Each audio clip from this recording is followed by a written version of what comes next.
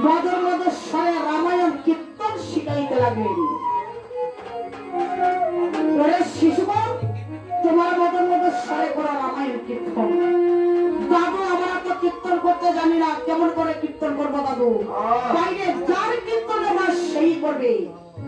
দুই ভাই হাতে বিনা নিয়ে তারা কীর্তন করিতে লাগবে। হবে না গাও গাও রে গাও রে বিনা পদর সুরে গাও।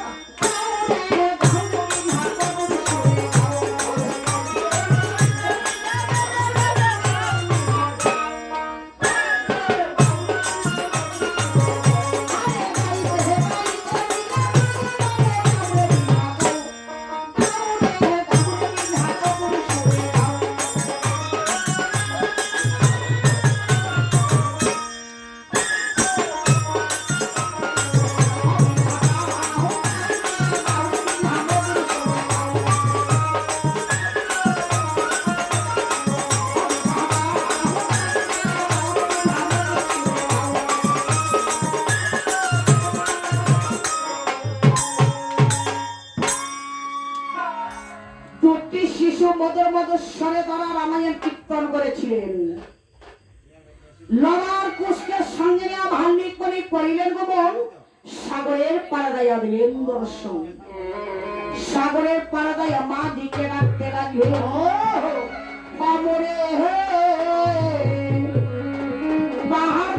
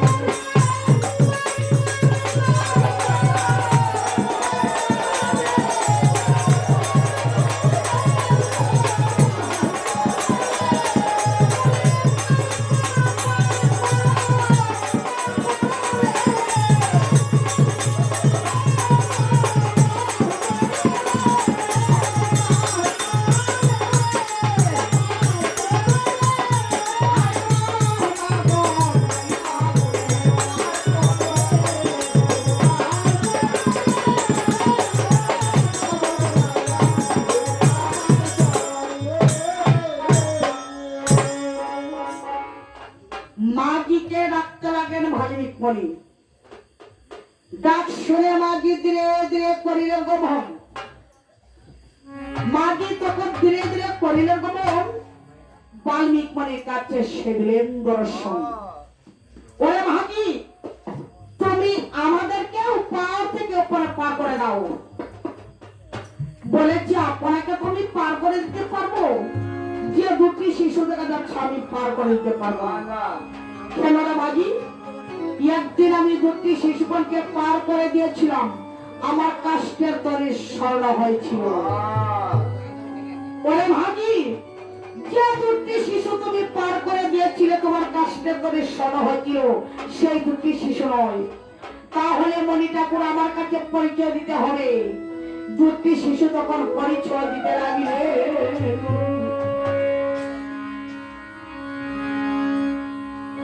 আমরা দিব পরিচয়, আমরা দিব পরিচয়।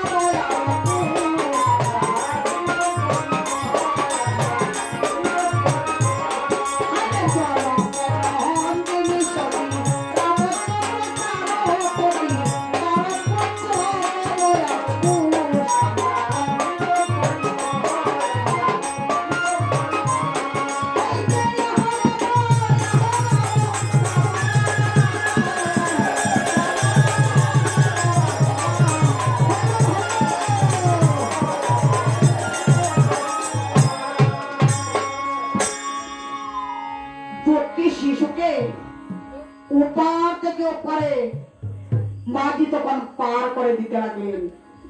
যখন পরিচয় দিয়েছেন,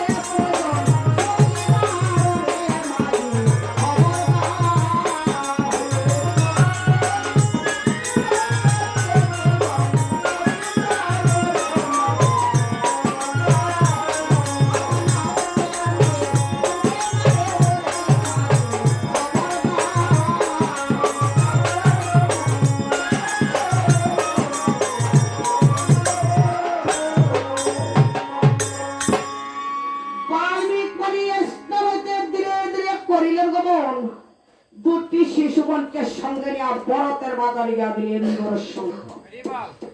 বরাতের বাজারে গিয়া দুটি শিশুগণকে বলেছে, শিশুগণ তোমার সেই বাজারের মধ্যে মধুর মধুর স্বরে করো রামায়ণ কীর্তন। দুটি শিশু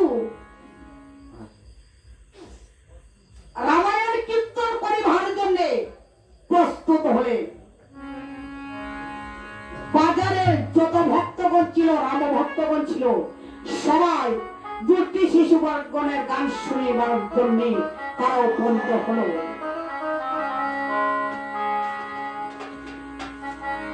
দুটি শিশু মধুর মধুর স্বরে তখন রামায়ণ কীর্তন করিতে লাগে।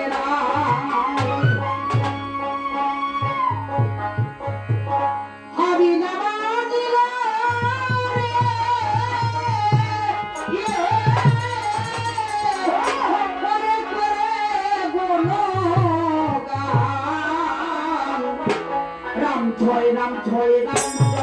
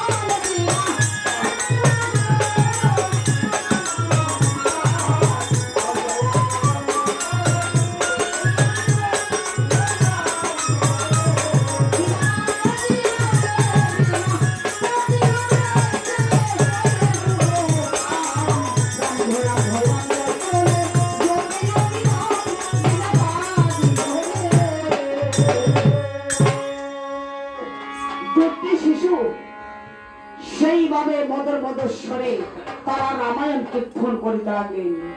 সেই বাজারের মধ্যে ছিলেন লক্ষণ ঠাকুর। দুটি শিশুগণের গান শুনে বলেছে, ঠাকুর দাদা, রামচন্দ্রের কাছে দাঁড়িয়ে বলল, ঠাকুর দাদা, বাজারের মধ্যে অতি সুন্দর দুটি শিশু তারা রামায়ণ কীর্তন করতেছে। এত সুন্দর কীর্তন করতেছে দাদা। বলে যে, ভাই লক্ষণ, তুমি একটি কাজ করো, দুটি শিশুগণকে তোমার নিমন্ত্রণ করে এসো। অযোধ্যায় আমার যোগ্য হইবে সমাপন। দুটি শিশু মদর মদর স্বরে করে রামায়ণ কীর্তন। লক্ষণ ঠাকুর সেই কথা শুনে চলে গেলেন দুটি শিশুগণের কাছে। জয়া ভাঙ্গিক মণিকে বলেছে, মণি ঠাকুর, আপনার চরণে আমার এই নিবেদন, অযোধ্যায় আমরা করেছিলাম অশ্বমেধ যজ্ঞের আয়োজন, আমাদের যজ্ঞ হইবে সমাপন। দুটি শিশুগণে মদর মদর স্বরে করিবে রামায়ণ কীর্তন, আপনার কাছে রয়েছে আমার নিমন্ত্রণ। সেই কথা বলে চলে গেলেন। বাল্মীক মনে মনে মনে ভাবনা করেন, এই তো পিতা পুত্রের মিলন হওয়ার সময় এসে গেছে।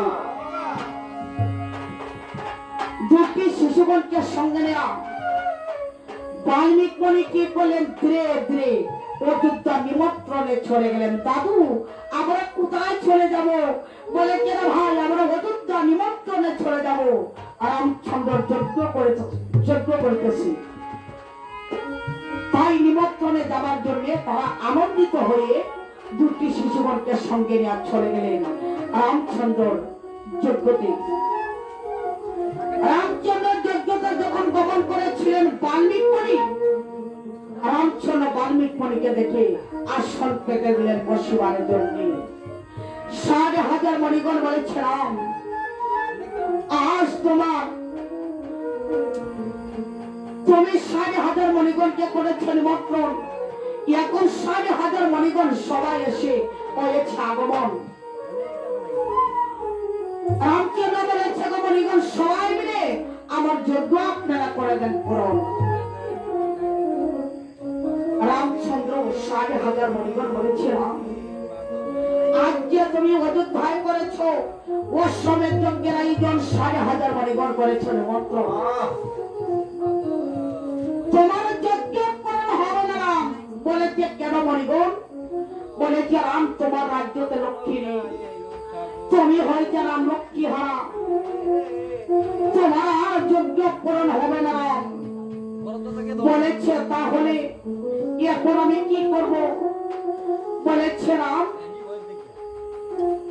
তোমার রাজ্য তো লক্ষ্মী নেই, তুমি হয়তো লক্ষ্মী হারা, কেমন করে তোমার যজ্ঞ পূরণ হবে? রাম, তুমি বলো, রাম, তুমি তো অযোধ্যার একজন রাজা, তুমি তো জগতের পূর্ণ ব্রহ্ম, রাম, তোমার যজ্ঞ পূরণ হবে না। রামচন্দ্র লক্ষণকে বলেছেন, ভাই, এখন আমি কি করব? বাইরে গুরুপদ ব্রহ্মবদ দান করিলে সারে, আবাগ্যা স্ত্রী ভদ যুগে যুগে প্রেম।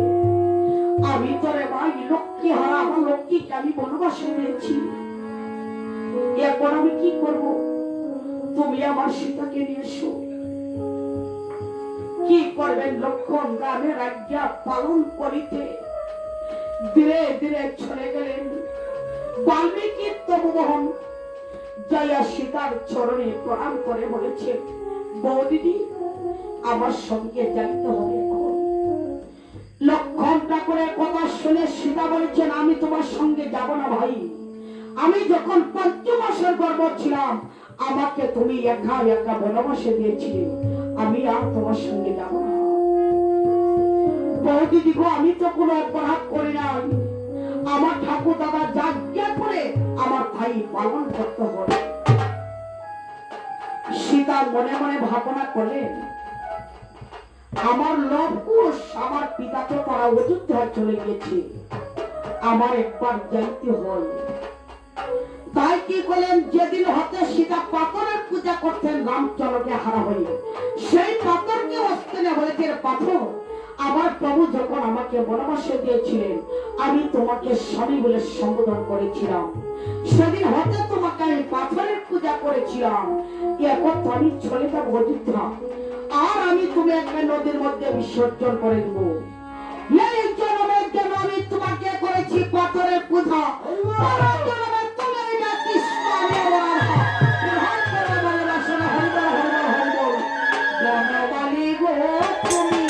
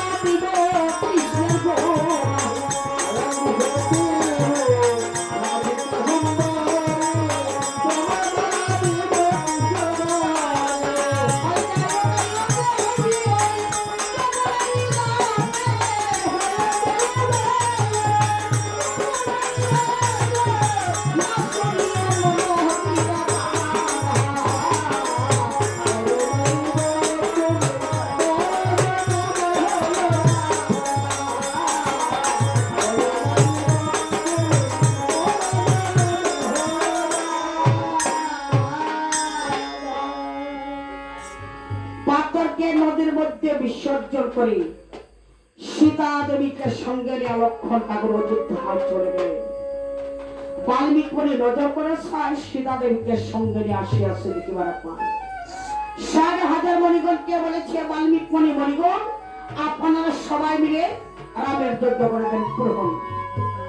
৬০,০০০ মণিগণ মিলিত হয়ে রামের যজ্ঞ পূরণ করে চালাতেন।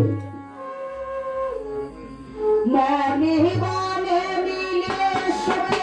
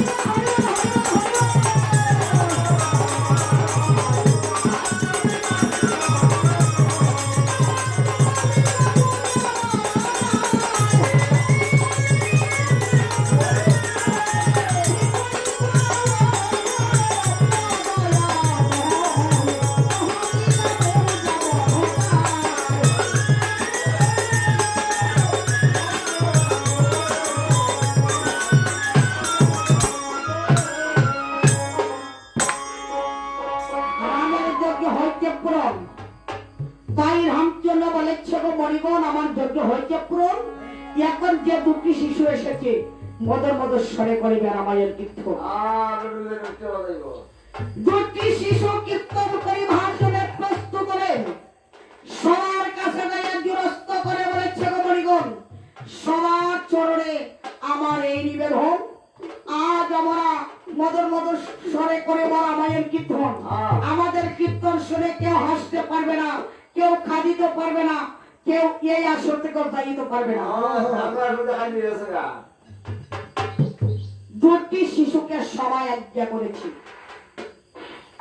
তারপর গেলেন রামচন্দ্রের কাছে যাইয়া বলেছে, প্রভুকে শুনেছিলাম আপনি নাকি জগতের কোন ব্রাহ্মণ, যে রাম নাম শ্রবণ করিলে শত শত পাপ দূর হয়ে যায়, যে নাম শ্রবণ করিলে বাবা পারে রক্ষা পাওয়া যায়, আপনি নাকি সেই রাম। আপনার চরণে এই নিবেদন, আপনি আজ্ঞা করে দেন মধুর মধুর স্বরে করে রামায়ণ কীর্তন। দুটি শিশুগণকে আজ্ঞা করেছিলেন। তারপরে গেলেন স্বর্ণ সীতার কাছে। স্বর্ণ সীতার কাছে যাইয়া বলেছে, মাগো তুমি তো জগতের মা, তোমার চরণে এই নিবেদন, তুমি আজ্ঞা করে দাও মা মধুর মধুর স্বরে করিব আপনার রামায়ণ কীর্তন। দুটি শিশুর কাছে সীতা দেবী আর কোনো কথা বলেন না। বাল্মিক মুনির কাছে লক্ষ্মণ বলেছে, দাদু এই আসরে যেমন কীর্তন করতে পারবো না। কেন রে শিশুগণ? বলেছে একে একে সবাই ইজ্ঞা করেছে যে সীতা দেবী দেখা যাচ্ছে উনি তো কোনো কথাই বলে না।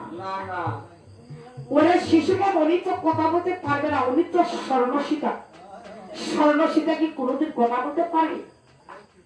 দুটি শিশু তখন বাল্মিক মুনিকে বলতে লাগলে, ওই যে ওই বজিয়া জজ্জা দাদা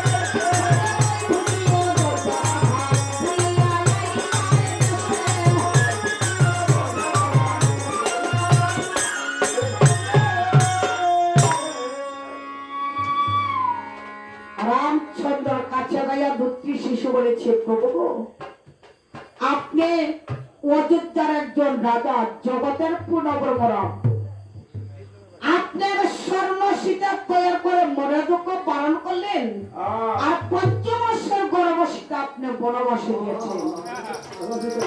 আপনি যদি, আপনার তো পিতা রাজা দশরথ, উনি তো স্বর্গবাসী হয়েছেন, আপনি যদি স্বর্ণ দেওয়া রাজা দশরথ করতে পারতেন, আপনার তখন বাবা বলে ডাকতে পারতেন। আপনার মা মহারাজ 3 জন, তারা অভি দেওয়া হয় না। রামচন্দ্র মনে মনে ভাবনা করলেন, রাজসভার মধ্যে আমাকে দুটি শিশু এমন করে অপমান করতেছে। বাল্মিক মুনি বলেছেন, শিশুগণ তোমার এখন মধুর মধুর স্বরে করো আমার কীর্তন করি ভাগ্যের প্রস্তুত হলেন। রামের কাহিনী বলতে লাগিলেন,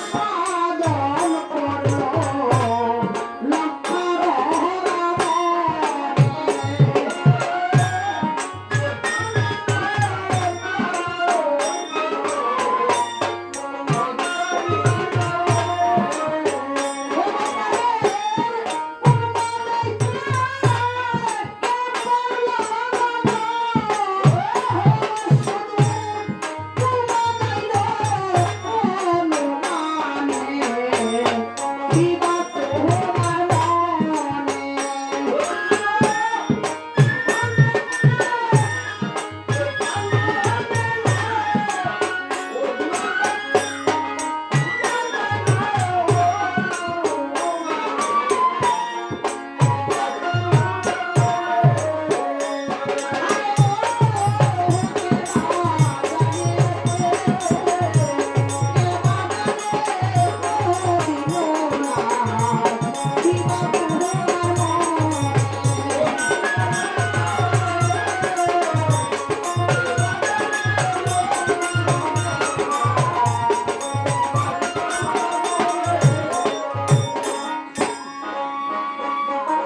রামচন্দ্র সেইভাবে রামের কাহিনী বলতে লাগলেন।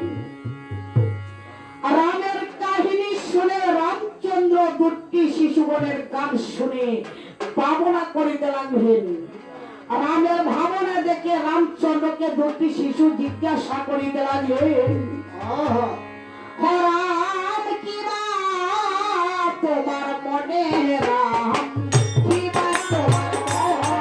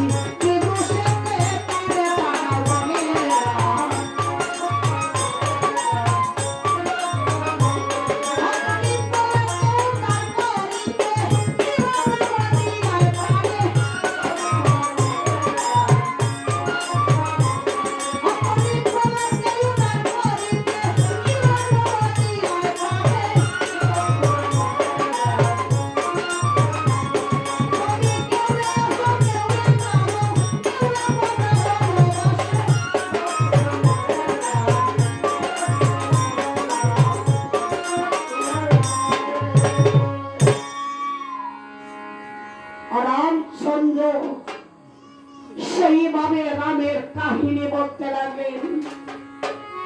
রামচন্দ্র দুটি শিশুগণের গান শুনে দুটি শিশুগণকে জিজ্ঞাসা করিতে লাগলেন,